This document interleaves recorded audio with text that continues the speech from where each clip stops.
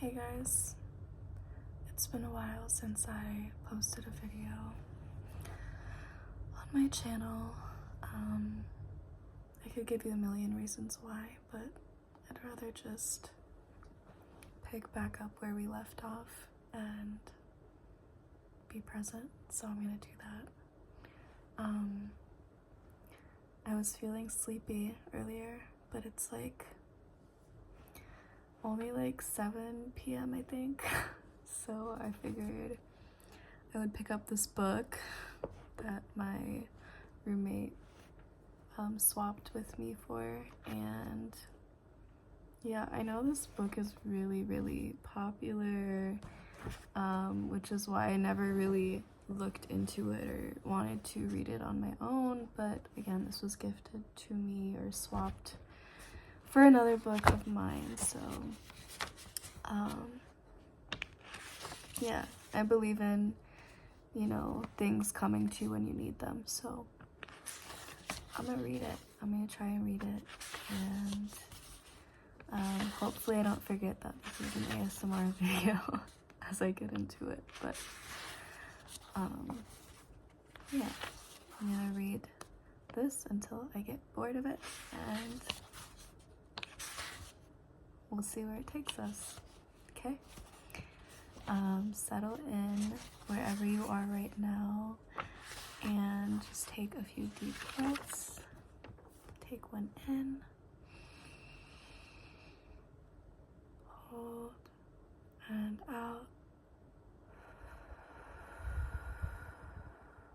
2 more just like that. Hold, and out.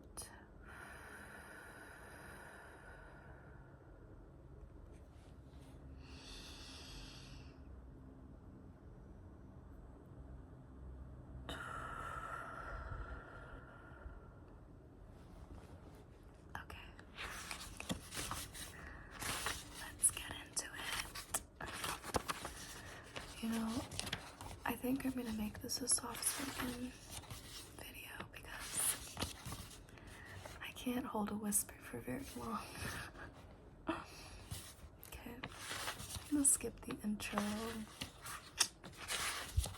I'm not the biggest reader.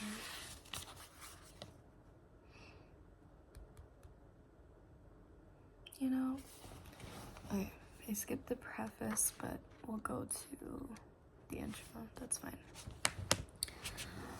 Okay, you guys ready? I can't believe I'm reading this book. Okay. Introduction. The origin of this book. I have little use for the past and rarely think about it. However, I would briefly like to tell you how I came to be a spiritual teacher and how this book came into existence. Until my 13th year, I lived in a state of almost continuous anxiety. Excuse me if I can't read a word. Interspersed with periods of suicidal depression. It feels now as if I'm talking about some past lifetime or somebody else's life. One night, not long after my 29th birthday, I woke up in the early hours with a feeling of absolute dread. I had woken up with such a feeling many times before, but this time it was more intense than it's ever been. The silence of the night, the vague outlines of the furniture in the dark room, the distant noise of a passing train. Everything felt so alien, so hostile, and so utterly meaningless that it created in me a deep loathing of the world. The most loathsome thing of all, however, was my own existence. What was the point of continuing to live with this burden of misery? Why carry on with this continuous struggle? I could feel that a deep longing for annihilation, for non-existence, was now becoming much stronger than the instinctive desire to continue to live. I cannot live with myself any longer. This was a thought that kept repeating itself in my mind. Then suddenly, I became aware of what a peculiar thought it was.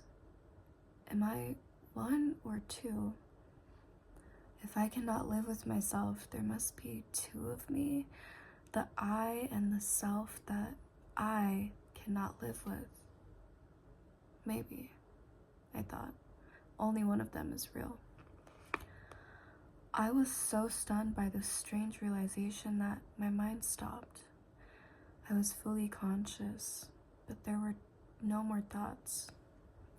Then I felt drawn to what seemed like a vortex of energy. It was a slow movement at first and then accelerated.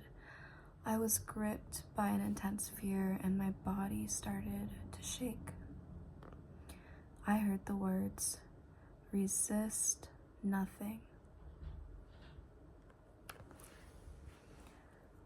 As if spoken inside my chest, I could feel myself being sucked into a void. It felt as if the void was inside myself rather than outside.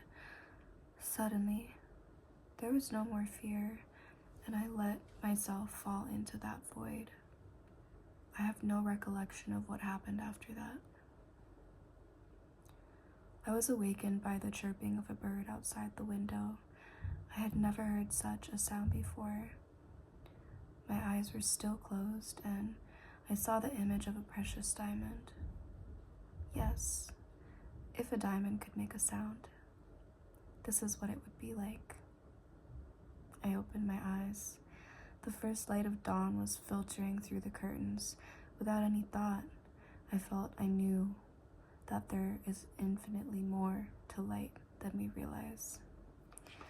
That soft luminosity filtering through the curtains was love itself. Tears came into my eyes. I got up and walked around the room. I recognized the room, and yet I knew that I had never truly seen it before. Everything was fresh and pristine, as if it had just come into existence. I picked up things, a pencil, an empty bottle, marveling at the beauty and aliveness of it all. That day, I walked around the city in utter amazement at the miracle of life on Earth, as if I had just been born into this world. For the next 5 months, I lived in a state of uninterrupted deep peace and bliss.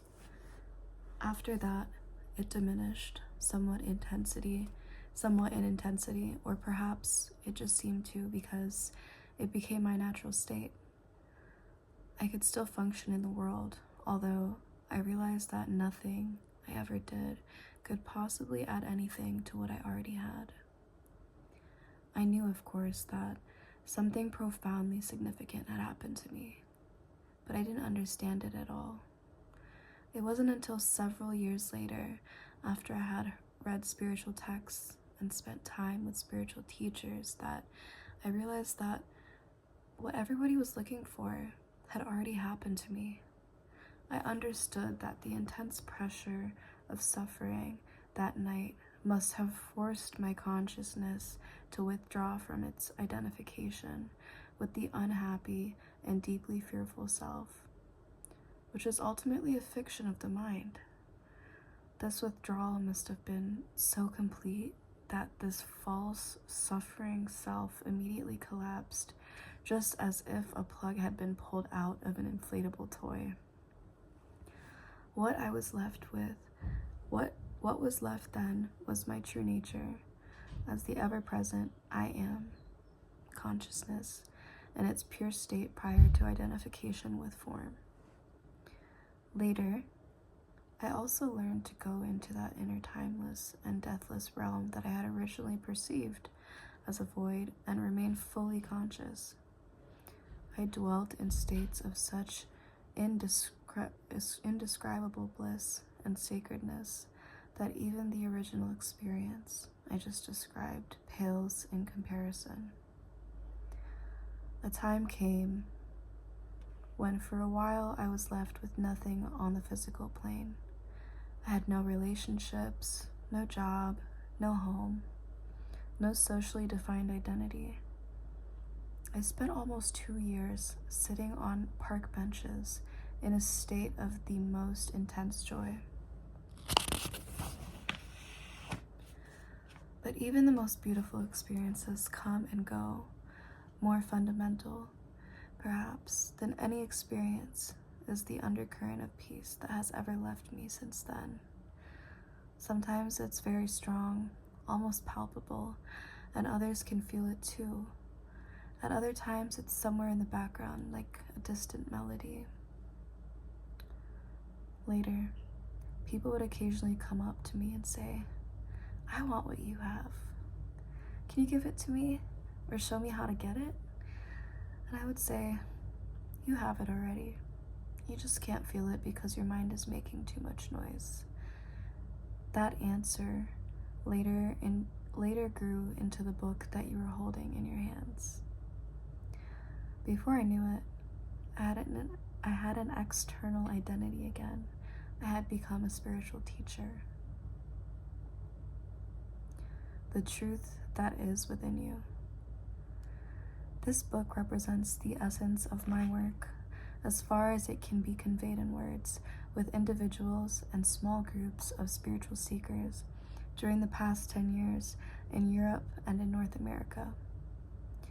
In deep love and appreciation, I would like to thank those exceptional people for their courage, their willingness to embrace inner change, their challenging questions, and their readiness to listen. This book would not have come into existence without them.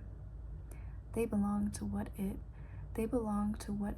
as yet a small but fortunately growing minority of spiritual pioneers, people who are reaching a point where they become capable of breaking out of inherited collective mind patterns that have kept humans in bondage to suffering for eons. I trust that this book will find its way to those who are ready for such radical inner transformation and so act as a catalyst for it. I also hope that it will reach many others who will find its content worthy of consideration, although they may not be ready to fully live or practice it. It's possible that at a later time, the seed that it was sown when reading this book will merge with the seed of enlightenment that each human being carries within, and suddenly that seed will sprout and come alive within them. The book in its present form originated, often spontaneously, in response to the questions asked by individuals in seminars, meditation classes, and private counseling sessions, and so I've kept the question and answer format. I learned and received as much in those classes and sessions as the questioners. Some of the questions and answers I wrote down almost verbatim. Others are generic, which is to say I combined certain types of questions that were frequently asked into one and extracted the essence from different answers to form one generic answer. Sometimes, in the process of writing, an entirely new answer came that was more profound or insightful than anything I'd ever uttered. Some additional questions were asked by the editor so as to provide further clarification of certain points. You will find that from the first to the last page, the dialogues continuously alternate between two different levels. On one level, I draw your attention to what is false in you. I speak of the nature of human unconsciousness and dysfunction, as well as its most common behavioral manifestations, from conflict in relationships to warfare between tribes or nations. Such knowledge is vital, for unless you learn to recognize the false as not you, there can be no long-lasting transformation, and you would always end up being drawn back to drawn back into the illusion and into some form of pain. On this level, I also show you how not to make that which is false in you into a self and into a personal problem, for that is how the false perpetuates itself. On another level, I speak of a profound transformation of human consciousness, not as distant future possibility, but available now, no matter who or where you are. Excuse me. You are shown how to free yourself from enslavement to the mind, enter into this enlightened state of consciousness, and sustain it in everyday life. On this level of the book, the words are not always concerned with information, but often designed to draw you into this new consciousness as you read. Again and again, I endeavor to take you with me into that timeless state of intense conscious presence in the now, so as to give you a taste of enlightenment. Until you are able to experience what I speak of, you may find those passages somewhat repetitive. As soon as you do, however, I believe you'll realize they contain a great deal of spiritual power, and they may become for you the most rewarding parts of the book.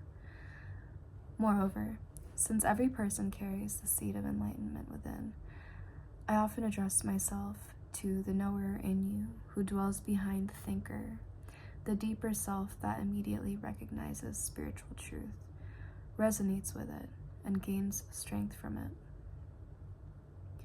The pause symbol after certain passages is a suggestion that you may want to stop reading for a moment, become still, and feel and experience the truth of what has just been said.